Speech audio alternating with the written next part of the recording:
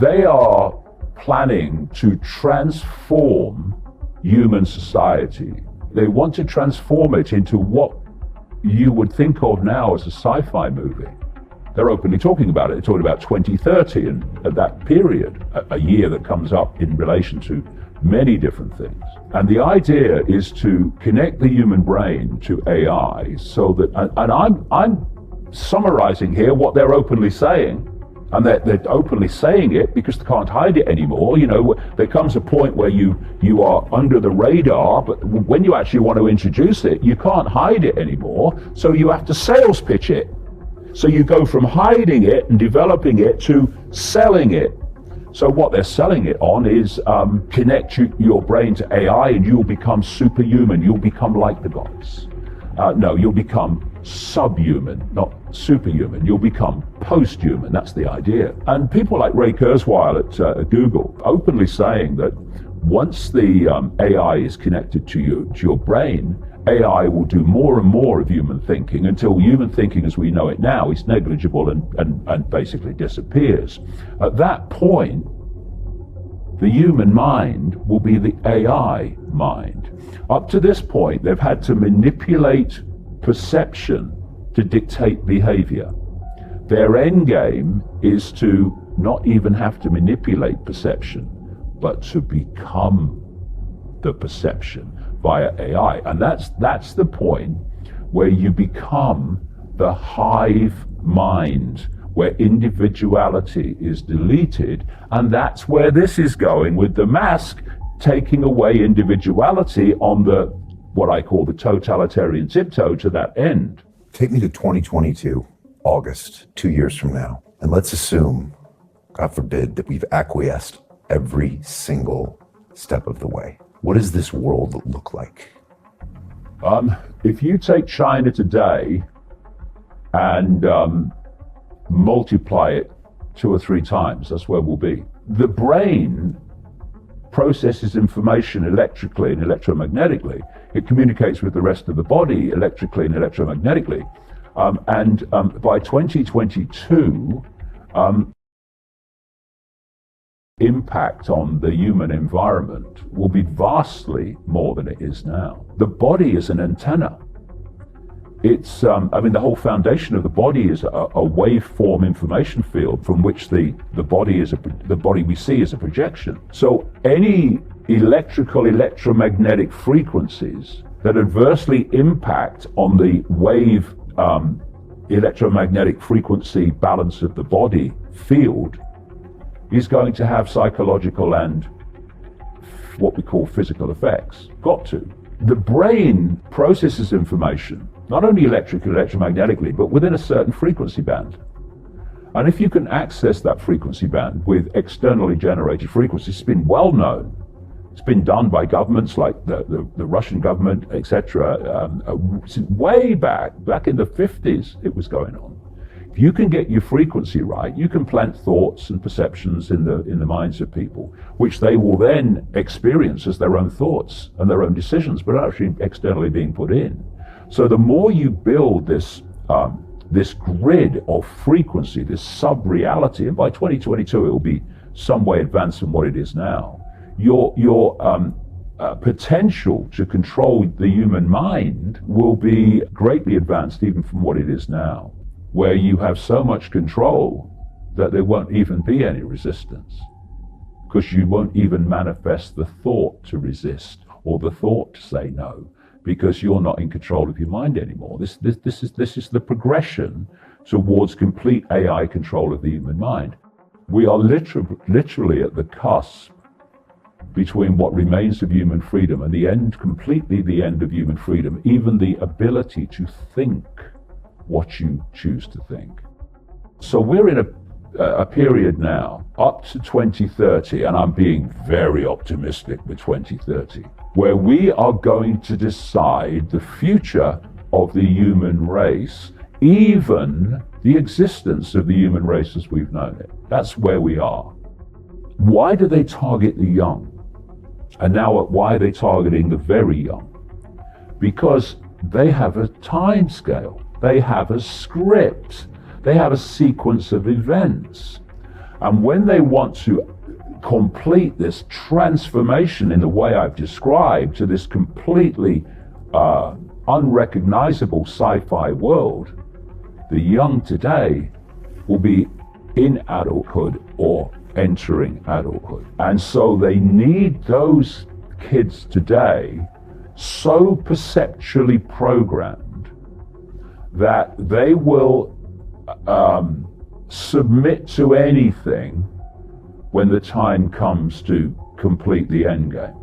In all of your 30 years studying this, did you ever expect such an accelerated period like we've seen in 2020? It has happened very, very quickly in 2020, but what's the outcome of it? The outcome of it is no surprise to me at all. I was writing about the basic themes of this in the mid-1990s, so it's no surprise what's happening to me at all. Bit surprised in the speed of it, and the speed of it has come from the speed of acquiescence. I'm sure even the cult have been surprised at the speed of acquiescence. Where they want to go, I've known about that for a very, very long time. I've been trying to get across, taking it out of this hidden into the public arena. And of course they've been laughed at and been ridiculed and been dismissed.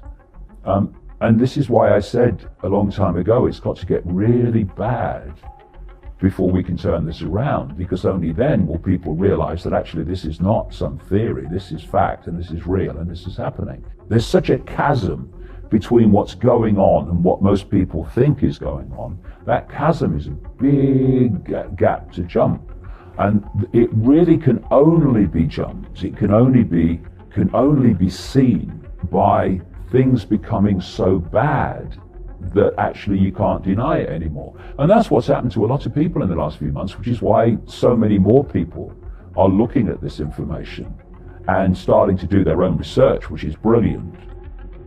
The legacy of this is not going to be health, it's going to be economic. And we're just about to see the scale of that. What they've done is destroy independent businesses and independent employment with those businesses of vast numbers of people. Nothing even like what's coming. And look who's taken the brunt of it. Not the major corporations, not the Amazons who have benefited enormously from it, but small businesses, medium businesses. With the lockdown, basically smacked them around the head with a baseball bat by shutting them down. And now they're opening or giving the opportunity to open some of them, those that haven't gone out of business in the meantime. And what they're actually doing symbolically is, having hit them around the head with a baseball bat, they're now letting them bleed to death. Because the regulations, the impositions on business means they simply can't get the throughput. Because of all the social distancing and regulations, they can't get the throughput to make a profit and survive. And so they're going to be falling and falling and falling. And with every one that falls, more people are falling into the lower strata of the Hunger Games society. This is why the 1% people, they're talking about a universal guaranteed income. But they're not doing it out of altruism. They're doing it because it's part of the control system, because it will come with strings. You can get your meager guaranteed income only if you do what you're told. They are planning to transform human society from what we've known, and I was born in 1952, I remember the world, there was nothing like it even is now, nothing like. They want to transform it into what you would think of now as a sci-fi movie, because the same people, the same cult that's behind all that's going on now, they are the same force that is in the midst of moving towards connecting AI to the human brain. Connect your brain to AI and you'll become superhuman. You'll become like the gods. No, you'll become subhuman, not superhuman. You'll become post-human. That's the idea. Once the AI is connected to your brain, AI will do more and more of human thinking until human thinking as we know it now is negligible and basically disappears. At that point, the human mind will be the AI mind. Up to this point, they've had to manipulate perception to dictate behavior. Their end game is to not even have to manipulate perception, but to become the perception via AI. And that's the point where you become the hive mind, where individuality is deleted. And that's where this is going with the mask, taking away individuality on the, what I call the totalitarian tiptoe to that end.